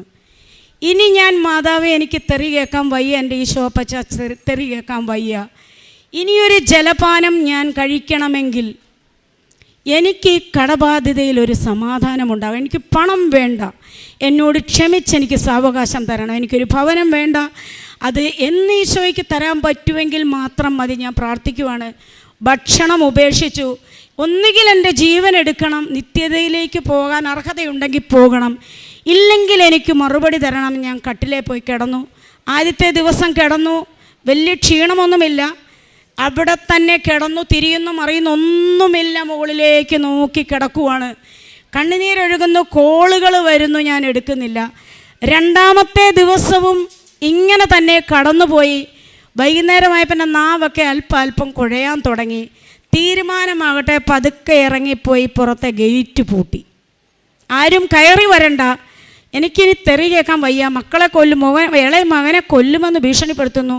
അവന് നൊന്താലേ നീ വരുവുള്ളൂ എന്ന് പറയുന്നു. വേണ്ട, ഞാൻ ഉള്ളത് കൊണ്ടല്ലേ എന്ന് വിചാരിച്ച് ആത്മഹത്യ ചെയ്യില്ല. ഞാൻ ഭക്ഷണം കഴിക്കാതെ എൻ്റെ ജീവൻ ഇങ്ങനെ പോകാനാണ്. ഈശോയ്ക്ക് ഇഷ്ടമെങ്കിൽ നടക്കട്ടെ എന്ന് വിചാരിച്ച് ഞാൻ അവിടെ കിടന്നു.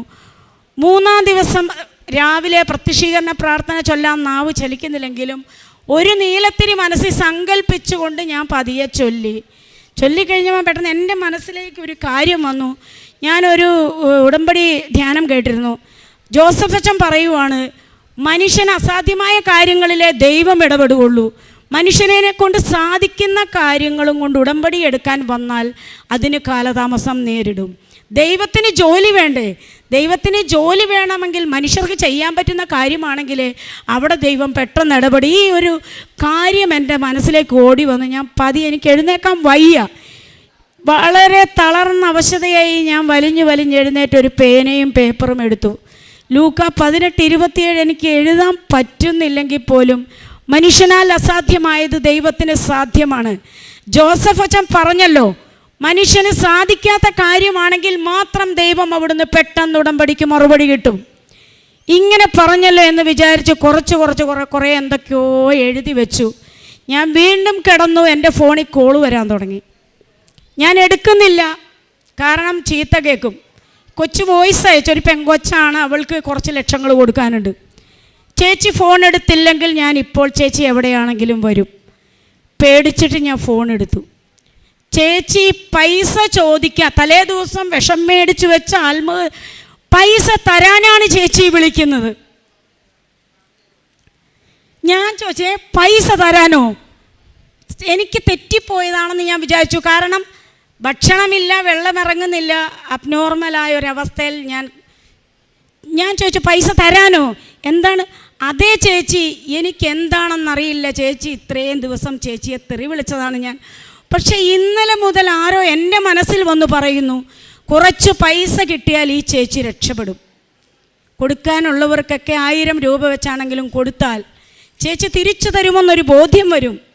അതുകൊണ്ട് ചേച്ചി, എനിക്ക് എന്ത് ചെയ്യണമെന്നറിയില്ല, ഈ പൈസ ഞാൻ തരണ്ട എന്ന് മനസ്സ് പറയുമ്പോഴും എനിക്ക് പൈസ ചേച്ചിക്ക് കൊടുക്കാൻ എൻ്റെ മനസ്സിലിരുന്ന് ആരോ പറയുന്നു, ചേച്ചി ഒരു കാര്യം ചെയ്യ്, നാളെ ചേച്ചി വയലാറിന് വാ, ഞാനൊരു ഹെൽമറ്റ് കൊണ്ടുവരാം, നമുക്കൊരു സ്ഥലം വരെ പോകാം, ചേച്ചി നാളെ വാ. 11 മണിയാകുമ്പം ചാടി എഴുന്നേറ്റ് ഒരു ഗ്ലാസ് വെള്ളം എടുത്ത് കുടിച്ചു. നൊയമ്പൊക്കെ തുറക്കുന്നത് പോലെ ഞാൻ ഭക്ഷണം കഴിച്ച് വെള്ളം കുടിച്ച് യുദ്ധം അവസാനിപ്പിച്ചു. ഈശോയും ഞാനുമായിട്ടുള്ള യുദ്ധം അവസാനിപ്പിച്ചു. ഇത് വിശ്വസിക്കാൻ വയ്യേ, ഇങ്ങനെ ഇരിക്കുവാണ് ഞാൻ. ദൈവമേ, ഇതെന്തൊരു അത്ഭുതം! ആത്മഹത്യ ഭീഷണി മുഴക്കിയ കൊച്ച് പൈസ തരാമെന്ന് പറയുന്നു. ഒരു 3-4 മണിക്കൂർ കഴിഞ്ഞപ്പോൾ അടുത്ത കോള് വന്നു. എന്തായാലും ഞാൻ ചാടിയെടുത്തു. ഫോൺ വെക്കല്ലേ. എന്നെ എല്ലാ ദിവസവും അപ്പനും അമ്മയ്ക്കും വിളിക്കും. ലിസിയോട് ക്ഷമിക്കാൻ എൻ്റെ മക്കൾ പറഞ്ഞു. ഇനി പൈസ ചോദിച്ച ആ ചേച്ചിയെ ബുദ്ധിമുട്ടിക്കരുത്, സാധിക്കുമ്പോൾ താ. ദൈവമേ, എനിക്കെന്ത് വേണം? ആ സമയമാണ് ഞാൻ വിചാരിക്കുന്നത്, ഇത്രയും നിയോഗങ്ങൾ സാധിച്ചു തന്നല്ലോ, അഭിഷേകത്തിലിരിക്കുവാണ് ഞാൻ. കാരണം സ്വപ്നത്തിൽ പ്രതീക്ഷിക്കാത്ത കാര്യങ്ങളാണ്. ഓരോരുത്തരും വിളിക്കുന്നു, പൈസ കൊടുക്കാനുള്ളവർ വിളിക്കുന്നു, സ്നേഹത്തോടെ സംസാരിക്കുന്നു, പുറത്തിറങ്ങണം, പുതിയ കാര്യങ്ങളിൽ ഏർപ്പെടണം, ബാധ്യത തീർക്കാൻ പറ്റും. അതിനിടയ്ക്ക് വേറൊരു കാര്യം പറയാനുണ്ട്, ഇളയ മകൻ്റെ, അത് പിന്നെ പറയാം. ബാധ്യത തീർക്കണം, ഉപദേശങ്ങളുടെ പെരുമഴ. പൈസ കൊടുക്കാൻ ഇത്രയും ദിവസം ചീത്ത വിളിച്ചവർ ഉപദേശത്തിൻ്റെ പെരുമഴയാണ്. ഞാനിപ്പോൾ പതുക്കെ എഴുന്നേറ്റു, മാതാവിൻ്റെ ഫോട്ടോയൊക്കെ വെച്ചിട്ടുണ്ട്, തിരികളൊക്കെ കത്തിച്ച് വെച്ചിട്ടുണ്ട്. അവിടെ പോയി ഉടമ്പടി തൈലം ഞാൻ എന്നും എടുത്ത് തേക്കുമായിരുന്നു. അപ്പോൾ ആഴത്തിൽ അങ്ങനെ മനസ്സർപ്പിച്ചൊരു പ്രാർത്ഥന രോഗസൗഖ്യത്തിന് വേണ്ടി ഞാൻ പ്രാർത്ഥിച്ചിട്ടില്ല. ഇത്രയുമൊക്കെ തന്ന മാതാവിനെ എന്തുകൊണ്ട് എൻ്റെ കണ്ണ് സുഖപ്പെടുത്തിക്കൂടാ? ഞാൻ ഉടമ്പടി തൈലം വിശ്വാസ പ്രമാണം എന്നും ചൊല്ലുന്നുണ്ടെങ്കിലും അന്ന് ഞാൻ പ്രഖ്യാപിച്ചു ചൊല്ലി. ഈശോയുടെ കുരിശുമരണവും ഉയർപ്പുമെല്ലാം മനസ്സിലേറ്റു പറഞ്ഞ് പ്രഖ്യാപിച്ച് വിശ്വാസ പ്രമാണം ചൊല്ലി. ഇവിടെ എൻ്റെ ഫോണിൽ ഫോട്ടോയുണ്ട്. ഈ 5 ദിവസം മുമ്പ് എൻ്റെ കണ്ണ് ഏത് രൂപത്തിലായിരുന്നു എന്നും ഇപ്പോൾ ഏത് രൂപത്തിലായിരുന്നു എന്നും ഒരാൾ പോലും എൻ്റെ മുഖത്ത് നോക്കില്ലായിരുന്നു. ഈ ഉടമ്പടി തൈലം എടുത്തു തേച്ചു, പ്രാർത്ഥിച്ചു, എൻ്റേതായിട്ടുള്ള കാര്യങ്ങളിൽ കുളിച്ചു, കാര്യങ്ങളൊക്കെ ചെയ്തു. ചെറിയ രീതിയിലൊരു കാപ്പി ഇട്ടു, കുടിച്ചു. രാവിലെ പോകണം. അപ്പോൾ കൊച്ചിൻ്റെ പേര് സോഫി എന്നാണ്. ഒന്നുകൂടി സോഫിയെ വിളിച്ചു ആരോഗ്യം വന്നപ്പോൾ. കളിയാക്കാൻ പറഞ്ഞതാണോ? അല്ല ചേച്ചി, ചേച്ചിക്ക് പൈസ തരാം, ചേച്ചി വാ നാളെ. അങ്ങനെ ഞാൻ ഇതിങ്ങനെ ഉടമ്പടി തൈലമൊക്കെ തേച്ചു. രാത്രി കിടന്നുറങ്ങി. നേരം വെളുത്തപ്പോൾ ഞാൻ മറന്നുപോയി കണ്ണിൻ്റെ കാര്യം. തൈലം തേച്ചതൊക്കെ മറന്നു. കാരണം സോഫിയുടെ അടുത്തേക്ക് പോകാനുള്ള ഒരുക്കങ്ങളാണ്. സമയം നോക്കിയിട്ട് സമയം പോകുന്നില്ല. ഞാൻ കുളിയൊക്കെ കഴിഞ്ഞ് വന്നപ്പോൾ എനിക്ക് തോന്നി കണ്ണിന് വേദന ഉണ്ടായിരുന്നല്ലോ. വെളിച്ചത്തെനിക്ക് നോക്കാൻ പറ്റുന്നില്ലായിരുന്നല്ലോ. ഓടിപ്പോയി കണ്ണാടി എടുത്ത് നോക്കി, എൻ്റെ കണ്ണ് സൗഖ്യപ്പെട്ടിരിക്കുന്നു. കണ്ണിന് ഒരു നേരിയ ചുമപ്പ് മാത്രമേ ഈ സൈഡിലുള്ളൂ. നീര് മാറി, വേദനയില്ല. ഏത് കണ്ണിന് ഇവിടെയൊക്കെ ഞാൻ തൊട്ട് നോക്കി. പരിപൂർണ സൗഖ്യം പ്രാപിച്ചു. പിറ്റേ ദിവസം അന്ന് തന്നെ ഞാൻ സോഫിയെ പോയി കണ്ടു. 60,000 രൂപ അന്ന് എനിക്ക് തന്നു.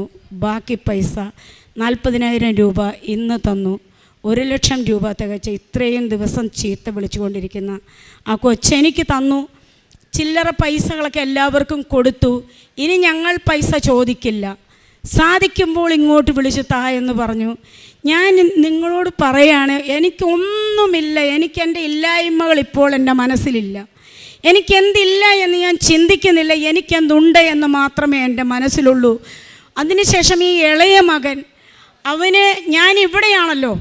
ഇളയ മകൻ SLC ഒക്കെ പാസ്സായി, +2 പോകുന്നു. ഞാൻ വിചാരിച്ചു അമ്മ പ്രായമായി, അമ്മയ്ക്ക് ആഹാരം വെച്ച് കൊടുക്കാനുള്ള പ്രാപ്തിയൊക്കെ ഏറെക്കുറെ വയ്യ. അപ്പം കണ്ണിന് ഇച്ചിരി പ്രശ്നമുണ്ട്. പൈസയുടെ ബാധ്യതകൾ അവിടെയുള്ളത് കൊണ്ട് കുടുംബത്തെ ഇവിടെ കൊണ്ടുവരാൻ പറ്റില്ല. അവരവിടെ ഉള്ളത് കൊണ്ടാണ് പല രീതിയിലും ചെറിയ രീതിയിൽ കാര്യങ്ങൾ പോകുന്നത്. വീണ്ടും ഞാൻ ഇവിടെ വന്നു. എൻ്റെ മകന് എന്തെങ്കിലും ഒരു നല്ല വഴിയിലേക്ക് എൻ്റെ മകനെ വിടണം. ഈ മോൻ എന്നോട് പറഞ്ഞു, മെൽബിൻ എന്നാണ് പേര്, മമ്മി എനിക്ക് സ്കൂബ ഡൈവിങ് പഠിക്കാനാണ് ഇഷ്ടം. സ്കൂബ ഡൈവിങ് കോഴ്സിനെ കുറിച്ച് ചിലർക്കെങ്കിലും അറിയുമായിരിക്കും. ആഴക്കടലിൽ ഓക്സിജനൊക്കെ വെച്ച് പോയി മുങ്ങൽ വിദഗ്ധനെന്ന് വേണമെങ്കിൽ പറയാം. അത്രയും വലിയൊരു കോഴ്സ് എൻ്റെ മകൻ തിരഞ്ഞെടുത്തു. അപ്പം ഞാൻ നോ പറഞ്ഞില്ല. എല്ലാവരും നിരുത്സാഹപ്പെടുത്തി. കടലിനടിയിലേക്ക് നേരിട്ട് മുങ്ങുന്ന വിദേശികൾ മാത്രം പഠിക്കുന്ന ഒരു കോഴ്സാണ്. കേരളക്കാർ വളരെ കുറവാണ്. ഇത് മാത്രമേ ഉള്ളൂ മോനെ കരയുക, എനിക്കത് മതി മമ്മി. അവൻ നീന്താൻ ഭയങ്കര മിടുക്കനാണ്. അങ്ങനെ അവൻ ആ കോഴ്സിന് പോയി. ഇൻഡിപെൻഡൻസ് ഡേയുടെ അന്ന് ഇന്ത്യ ഗവർണറുടെ കയ്യിൽ നിന്ന് അവൻ ഡയറക്റ്റ് 40 മീറ്റർ അച്ചീവിന് ഒരു അവാർഡ് വാങ്ങി. ആ മകൻ 40,000 രൂപ സാലറിയിൽ ഡൈവ് മാസ്റ്ററായിട്ട് കർണാടകയിൽ 18 വയസ്സിൽ ഉദ്യോഗസ്ഥനായി. ഈ വിഷുവിൻ്റെ അന്ന് എൻ്റെ മകൻ ജോലിക്ക് കയറി. എൻ്റെ 2 മക്കളും ജോലി കിട്ടി. ഒരുപാട് ശമ്പളം, ഒരുപാട് കാര്യങ്ങളല്ല. എന്നെ സംബന്ധിച്ച് എൻ്റെ മക്കൾ ഈ തോതിലൊരു 5 വർഷം ജോലി ചെയ്താൽ മാത്രമേ ബാധ്യത തീർക്കാൻ പറ്റുള്ളൂ. ഒരു ഭവനമൊന്നും എൻ്റെ മനസ്സിലില്ല. എൻ്റെ മാതാവ് എന്നെ സമൃദ്ധമായിട്ട് അനുഗ്രഹിച്ചു. ഞാൻ അർത്ഥമറിഞ്ഞ് പ്രാർത്ഥിക്കാൻ തുടങ്ങി. വിശുദ്ധ കുർബാന, എനിക്കിപ്പോൾ സങ്കടം എന്താണെന്ന് ചോദിച്ചാൽ, കഴിഞ്ഞു പോയ വർഷങ്ങളെ ഓർത്താണ് എനിക്ക് സങ്കടം. ദൈവത്തെ അറിയാതെ ജീവിച്ച വർഷങ്ങൾ നഷ്ടപ്പെട്ടതിനെ ഓർത്ത് ഞാൻ നന്ദി പറയുവാണ്. കാരണം ഈ നഷ്ടങ്ങൾ വന്നതുകൊണ്ടാണ് എനിക്കിന്ന് ഇവിടെ നിൽക്കാൻ പറ്റിയത്, ദൈവത്തെ അറിയാൻ പറ്റിയത്. ഞാൻ ഇന്ന് ചിന്തിക്കുന്ന ഈ ഭൂമിയിലെ നമ്മുടെ ജീവിതം വളരെ ചെറിയ കാലഘട്ടമാണ്. ഇവിടെ എന്തുണ്ടായാലും നമുക്ക് കാര്യമില്ല. എല്ലാവരും ഉണ്ണുന്നു, ഉറങ്ങുന്നു, മരുന്ന് വാങ്ങുന്നു, ആഡംബരം, അവസാന വിശ്രമം അവിടെയാണ്. എൻ്റെ സമ്പാദ്യം എനിക്ക് അവിടെയാണ് വേണ്ടത്, ഭൂമിയിൽ എനിക്ക് സമ്പാദ്യം വേണ്ട എന്ന് ഞാൻ തീരുമാനിച്ചു. എൻ്റെ മക്കളോട് 1 മണിക്കൂർ ഞാൻ വചനം പറയും. എന്തെങ്കിലും പറയാൻ വരുമ്പോൾ മമ്മി വയ്ക്കുമെന്ന് പറയുന്ന കുട്ടികൾ കണ്ണ് സൗഖ്യപ്പെട്ടതോടുകൂടി എൻ്റെ ഇളയ മകൻ ഇന്നലെ 1.5 മണിക്കൂർ സമയം ഞാൻ വചനം പറയുന്നത് കേട്ടിരുന്നു. ഞാൻ പറഞ്ഞു, മകൻ എൻ്റെ കൂടെ വരുമ്പോൾ കൃപാസനത്തിൽ വരണം, അമ്മയുടെ അടുത്ത് വരണം, നന്ദി പറയണം, ഒരു നേരമെങ്കിലും ഇല്ലാത്തവർക്ക് 10 രൂപ അറിഞ്ഞു കൊടുക്കണം. എൻ്റെ മക്കൾ എനിക്കൊരു കൃപ കിട്ടി. 500 രൂപയുടെ ആവശ്യമാണെങ്കിൽ ഒരു 100 രൂപയിൽ ഒതുക്കാമോ എന്ന് നോക്കും. എൻ്റെ മകന് ജോലിക്ക് കയറി, ചെരുപ്പ് വേണം. അപ്പോൾ എന്നോട് പറഞ്ഞു, മമ്മി ചെരുപ്പില്ല, മമ്മി എനിക്കൊരു 500 രൂപ ഇട്ട് തരാം മകനെ എന്ന് പറഞ്ഞ് ഇന്നലെ അവൻ എന്നോട് വിളിച്ചു പറഞ്ഞു, മമ്മി 300 മതി. ഞാനൊരു 250 രൂപയുടെ ചെരുപ്പേ വാങ്ങിയിട്ടുള്ളൂ. അങ്ങനെ ഒരു വലിയ കൃപ എനിക്ക് തന്നു. നമ്മൾ പറയും മക്കളാണ് ഏറ്റവും വലിയ സമ്പാദ്യം എന്ന് പറയുമെങ്കിലും നമ്മളത് പറച്ചിലിൽ മാത്രമേ ഉള്ളൂ. മറ്റുള്ള സമ്പാദ്യങ്ങൾക്ക് പുറകെ പോകും. എന്നെ സംബന്ധിച്ച് പൂർണ്ണമായിട്ടും എനിക്ക് സമ്പാദ്യം എൻ്റെ മക്കളും ഈശോ തന്ന കുറേ കൃപകളും. അതിന് ഞാൻ സമ്പന്നയാണെന്ന്, ഞാൻ കോടീശ്വരിയാണ്. എൻ്റെ കടങ്ങളെ ഈ സാക്ഷ്യം കേൾക്കുന്നുണ്ടെങ്കിൽ ഞാൻ പൈസ കൊടുക്കാനുള്ള എല്ലാവർക്കും 1 രൂപയില്ലാതെ ഞാൻ തിരിച്ച് കൊടുത്തിരിക്കും. പഴയതുപോലെ പ്രതാപത്തിലോ അങ്ങനെ ഒന്നും എനിക്ക് വരണ്ട. അന്നന്നത്തെ ആഹാരം എൻ്റെ ഈശോ എനിക്ക് തരുമെന്ന് ഉറച്ച് വിശ്വസിച്ചുകൊണ്ട് എൻ്റെ സാക്ഷ്യം ഞാനിവിടെ അവസാനിപ്പിക്കുന്നു. Praise the Lord. കർത്താവ് നിനക്ക് കഷ്ടതയുടെ അപ്പവും ക്ലേശത്തിൻ്റെ ജലവും തന്നാലും നിൻ്റെ നയനങ്ങൾ നിൻ്റെ ഗുരുവിനെ ദർശിക്കും.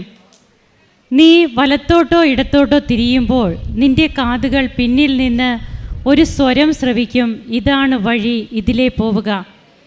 യെശയ്യാ പ്രവാചകൻ്റെ പുസ്തകം 30-ാം അധ്യായം 20-ാം തിരുവചനമാണ്. ലിസി എന്ന ഈ മകൾ, ലിസി ബെന്നി, ഈ മകള് തൻ്റെ അനുഭവ സാക്ഷ്യം നമ്മോട് പറയുന്നത് ശ്വാസമടക്കി നാം ഒക്കെ കേട്ടുകൊണ്ടിരിക്കുകയായിരുന്നു.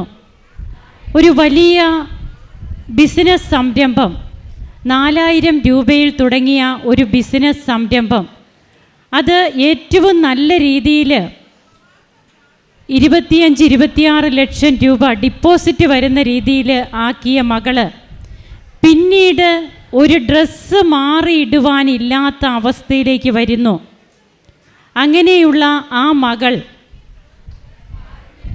ആത്മഹത്യക്ക് വേണ്ടിയിട്ട് മാവേലി എക്സ്പ്രസ് വരുന്നത് നോക്കി വെയിറ്റ് ചെയ്തിരിക്കുമ്പോൾ കൃപാസനത്തിൻ്റെ അമ്മ അവിടെ ചെല്ലുകയാണ്, കൃപാസന മാതാവ് അവിടെ ചെല്ലുകയാണ്.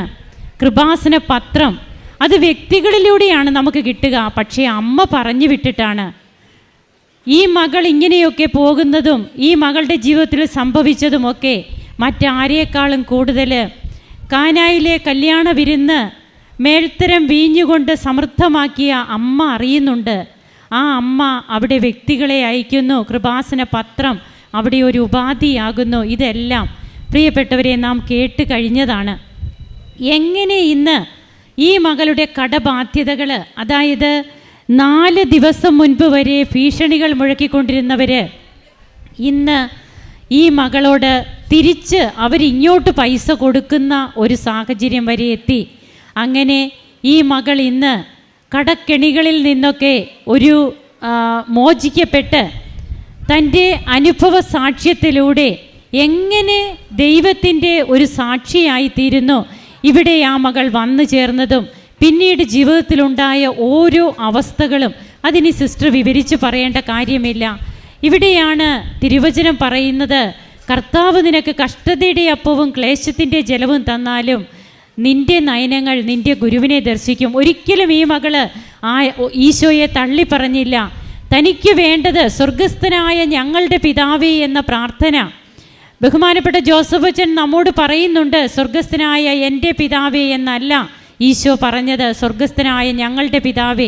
അതായത് മറ്റുള്ളവർക്ക് വേണ്ടി കൂടി നാം പ്രാർത്ഥിക്കണം, മറ്റുള്ളവർക്ക് വേണ്ടി മാധ്യസ്ഥം വഹിക്കണം. ക്ഷമിക്കുന്ന ഒരു മകള് തന്നെ 12 മണി രാത്രിയിൽ വീട്ടിൽ നിന്ന് ഇറക്കി വിടുമ്പോൾ, ഉടുതുണിക്ക് മറുതുണിയില്ലാതെ തന്നെ ഇറക്കി വിടുമ്പോൾ അവിടെ ക്ഷമിച്ച് പ്രാർത്ഥിക്കുന്ന മകള്, ആ അമ്മയെയും ഭർത്താവിനെയും വീണ്ടും പരിചരിക്കുന്ന മകള്, ഈ മകള് ഒരു നല്ല കുമ്പസാരം നടത്തുന്നു. തനിക്ക് ഒന്നുമില്ലാതെ ഇവിടെ വരുന്നു. 1.5 മണിക്കൂർ നേരത്തെ കുമ്പസാരം, തന്നെ വിശുദ്ധീകരിച്ച് ഉടമ്പടി പിന്നീട് ഈ മകൾ അങ്ങ് ജീവിക്കുകയാണ്. അങ്ങനെ ഈ മകളുടെ ജീവിതത്തിലേക്ക് എങ്ങനെയാണ് കൃപകൾ വർഷിക്കപ്പെട്ടത് നാം കേട്ട് കഴിഞ്ഞതാണ്. ഓരോ സ്റ്റെപ്പ് ബൈ സ്റ്റെപ്പായിട്ട് വളരെ നീണ്ട ഒരു സാക്ഷ്യ വിവരണമാണ്. എന്നാൽ അത് വളരെ ആത്മാർത്ഥമായിട്ട് ഈ മകൾ ഇവിടെ പങ്കുവെക്കുകയാണ്. അത് നാം കേട്ട് കഴിഞ്ഞതാണ്. നമുക്ക് കരങ്ങളടിച്ച് ഈശോയ്ക്കും അമ്മയ്ക്കും നന്ദി പറയാം, ദൈവത്തെ ആരാധിക്കാം, മഹത്വപ്പെടുത്താം. യേശുവേ നന്ദി, യേശുവേ സ്തുതി, യേശുവേ ആരാധന.